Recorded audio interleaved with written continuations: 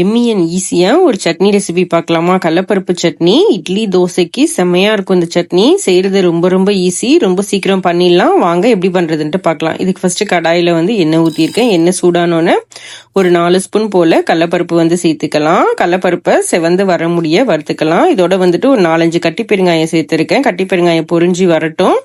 அடுத்தது ஒரு 8 வரமிளகா சேர்த்திருக்கேன். சேர்த்துட்டு ஒரு 3 பெரிய வெங்காயம் கட் பண்ணி வச்சிருக்கேன். அதை இதோட சேர்த்துடலாம்.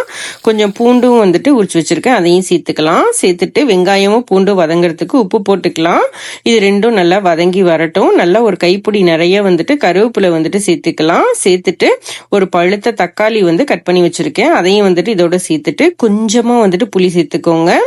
சேர்த்துட்டு எல்லாத்தையும் நல்லா வதக்கி ஆற வச்சு மிக்சி ஜார்ல சேர்த்துட்டு உப்பு போட்டு அரைச்சிட்டு வந்துடலாம். இப்ப இதுக்கு ஒரு தாளிப்பு கொடுத்துடலாம். தாளிக்கிறது நல்லெண்ணெயிலேயே தாளிச்சுக்கோங்க. இப்ப கொஞ்சம் கடுகு, கொஞ்சம் உளுத்தம்பருப்பு போட்டுட்டு ஒரு 3 வரமிளகா கிள்ளி போட்டிருக்கேன். கொஞ்சம் கருவேப்பிலை போட்டுக்கலாம்.